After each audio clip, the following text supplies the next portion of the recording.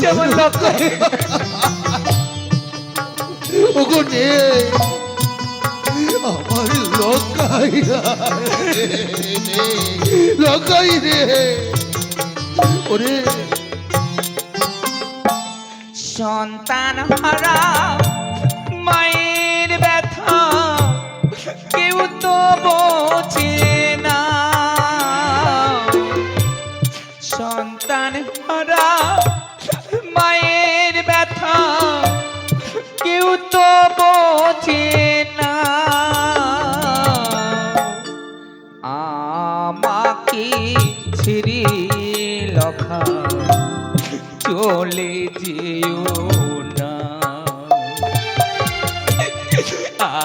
আমাকে ছেড়ে লখা চলে যেও না। লখা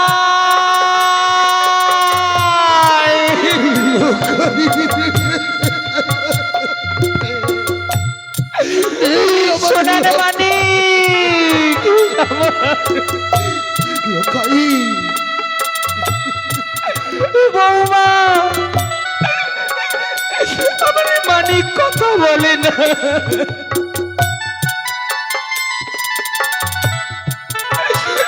লক্ষাই রে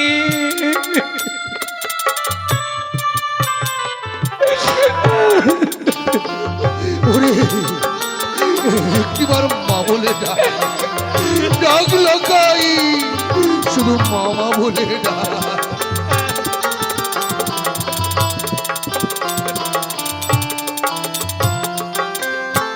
প্রসবিল 10 মাস 10 দিন সরকা গর্ভে ধরে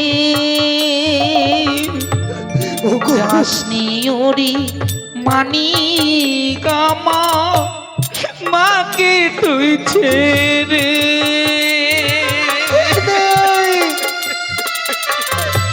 সে যে আর কোনোদিন কথা বলবে না মা।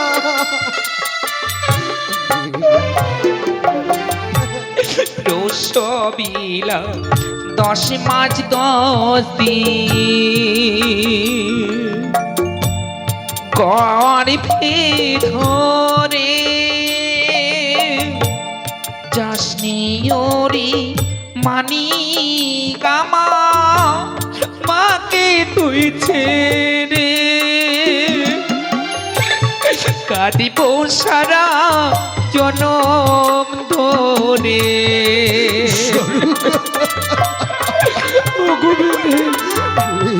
কাঁদিব সারা জনম ধরে তোকে পাবো না। লখাই আমি কি তোকে আর কোনোদিন পাবো না রে। বললে তোর মিষ্টি মুখে আমাকে মা বলে ডাক না লখাই। আমাকে ছেড়ে লখা চলে যেও না। আমাকে ছেড়ে লখা চলে যেও না। লখা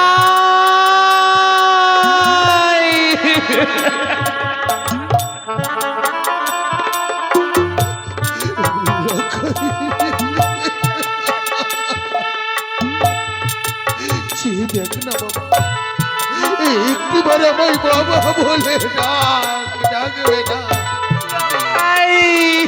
ভগবান তুমি কি করলে ঠাকুর? ওগো ঠাকুর তুমি কি করলে? আমার কি সর্বনাশ করলে?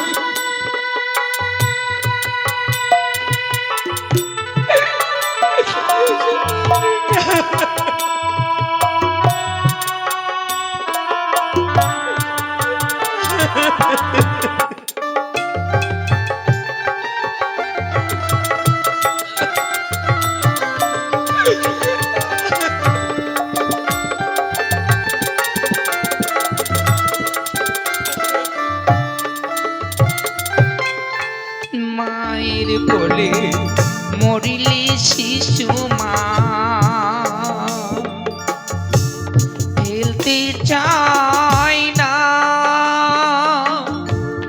মরা সন্তান দেখেও শুনে মা বিশ্বাস করে না। ওগো,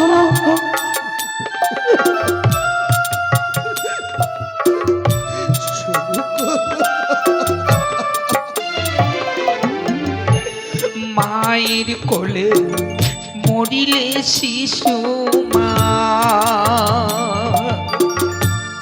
ফেলতে চায় না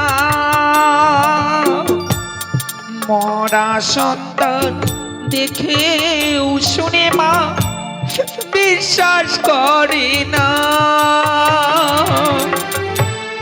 মরা মুখে বসলে মাছি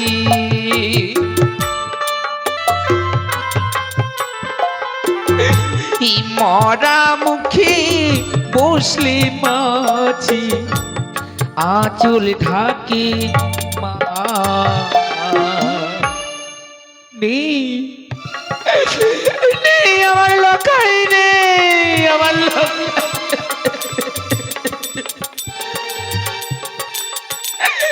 আমার লকাই নেই। দুধ মাখা ভাত ছেড়ে লখা চলে যেও না আমাকে ছেড়ে লখায় চলে যেও না লখা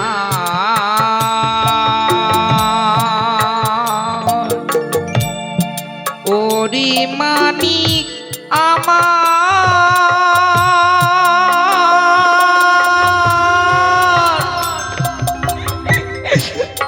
মানিক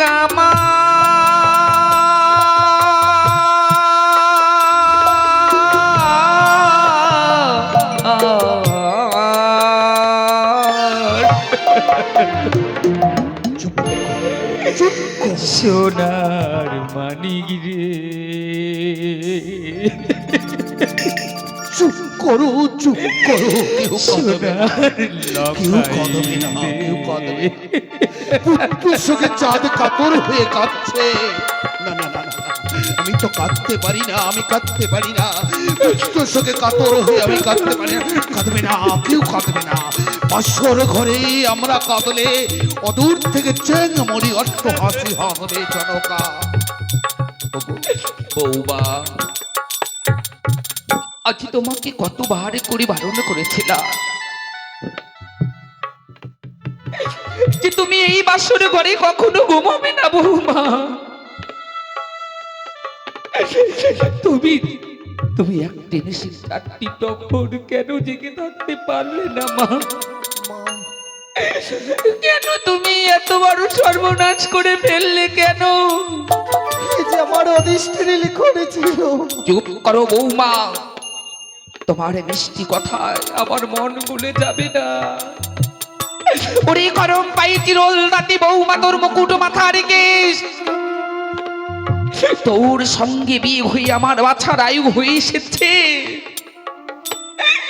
আজ যদি আমি অন্য ঘরের মেয়ে আনতাম আমার হাড়ি পড়তো কালি, আর ওই বাসবানার মেয়ে নিয়ে তুমি সাজই হয়েছো আরি।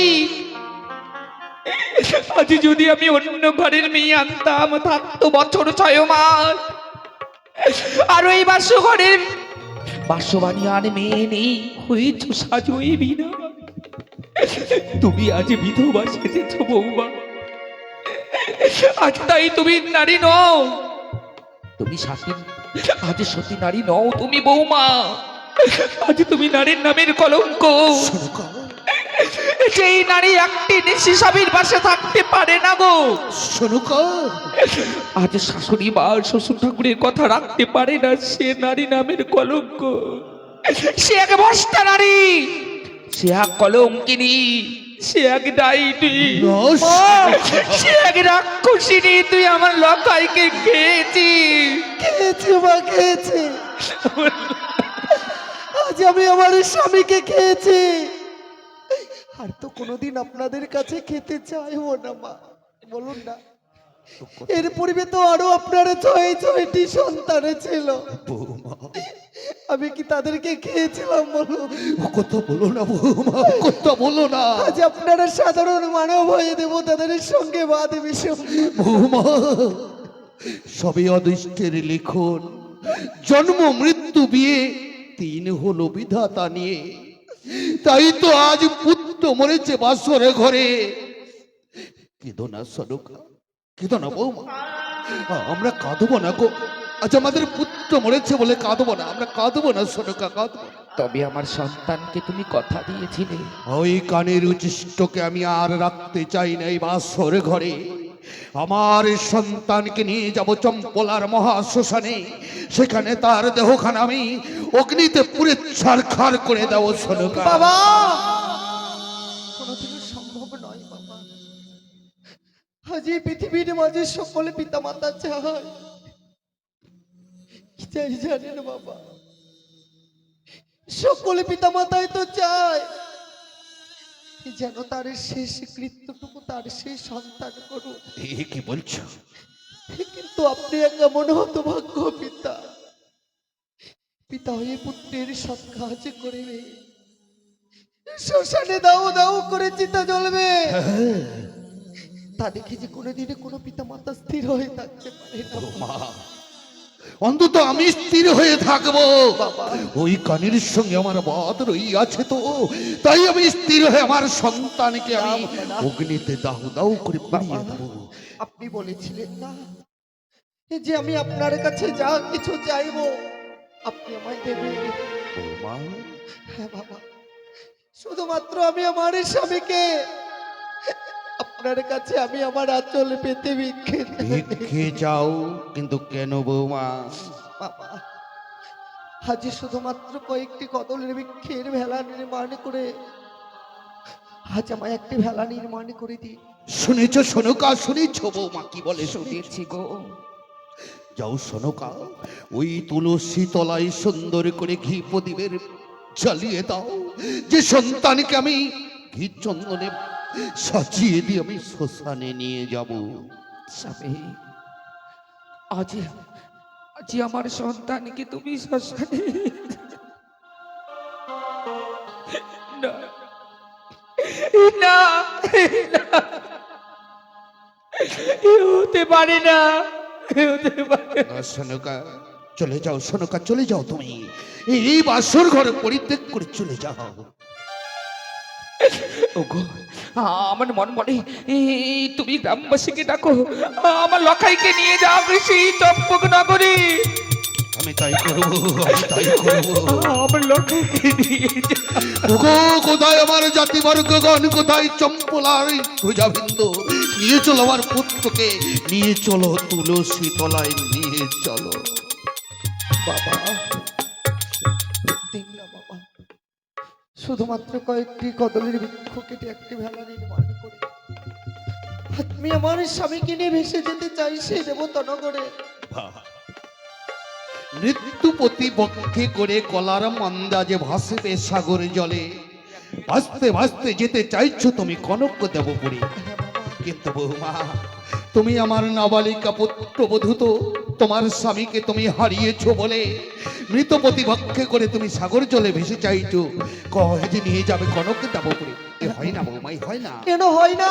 যে একবার মারা যায় সে আর কোনোদিনই ফিরে আসে না। বাবা, সাবিত্রীও তো ছিল একজনের সাধারণ রক্তে মাংসে গড়া মানুষ। যদি সাবিত্রী যমলোক থেকে গিয়ে তার স্বামীর প্রাণী ফিরাতে পারে, আমিও তো তার মতো রক্তে মাংসে গড়া এক মানুষ। বৌমা, আজ আমি কেন পারবো না বাবা? সে কথা আমার অজানা নয় বৌমা। ওই সাবিত্রী ছিল পতিব্রতা স্ত্রী, আপন সতীত্ব বলে পাইল সম্মান। সাবিত্রী ফিরে পেল যমরাজের কাছে সত্যবান। তুমি তো সেই আমি সেই প্রতিপত সতী নারী। তুমি সতী হতে পারো না কেন বাবা মনে পড়ে না সেই দিনের কথা? এই যেই দিনে লৌহ টুন্ডলিকে ডালের নয় সিদ্ধ করেছিলাম, মনে পড়ে না সেই দিনের ভুল কথা? করেছিলাম।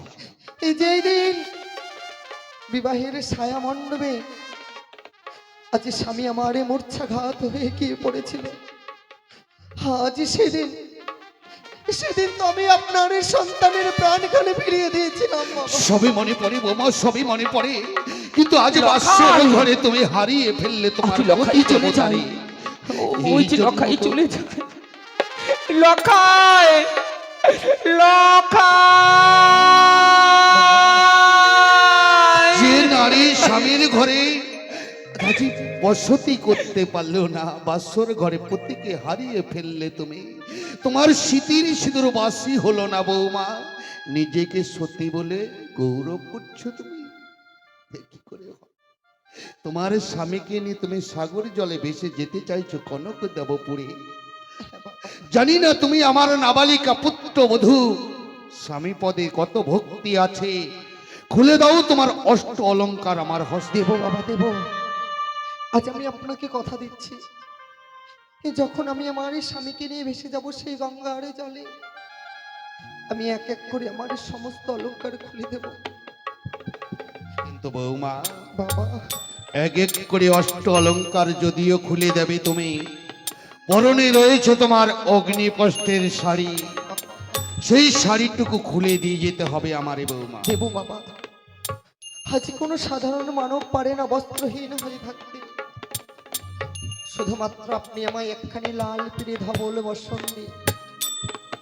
সেই লাল পিড়ি ধবল বসনকে অবলম্বন করে আমি আমার এই অগ্নিকষ্টের শাড়িখানি আপনাকে খুলে দেব। বৌমা, ঠিক বলেছ তুমি, জাহাজ বৈধর্ম বেশ ধারণ করবে তুমি, যে ধবল বস্ত্র পরিধান করবে তুমি, যে শ্বেত বস্ত্র পরিধান করে তুমি এক মনে এক ধ্যানে বাসবে, সাগর জলে ভাসতে ভাসতে যাবে কনককে দেবপুরে। হ্যাঁ বাবা। কিন্তু তুমি আমার কাছে চেয়েছো না পঞ্চম কদলীর বৃক্ষ, যে পঞ্চম কদলীর বৃক্ষ কেটে মন্দাজে তৈরি করে দেব তোমায়। পঞ্চম কদলীর বৃক্ষকে আমি কোনোদিন মূল্যহীন করতে দেব না। বাবা, আচ্ছা আপনার কাছে পুত্রের যে কদলের বৃক্ষ অনেক বড় হয়েছে। হ্যাঁ বৌমা, ওই কদলীর বৃক্ষের মূল্য আমার কাছে অনেক বেশি। আমি আপনাকে কথা দিচ্ছি বাবা, এই কদলের বৃক্ষের উচিত মূল্য আপনাকে দেব। বেশ, সত্যই যদি কদলের বৃক্ষের মূল্য দিতে পারো, ওই মালি দ্বারা সুন্দর করে কদলের মান্দাজ তৈরি করে নিজ হস্তে আমার পুত্রকে এই চম্পলার গঞ্জরিয়ে নিয়ে ভাসিয়ে দেবো। তাই চলো বৌমা। বেশ বাবা।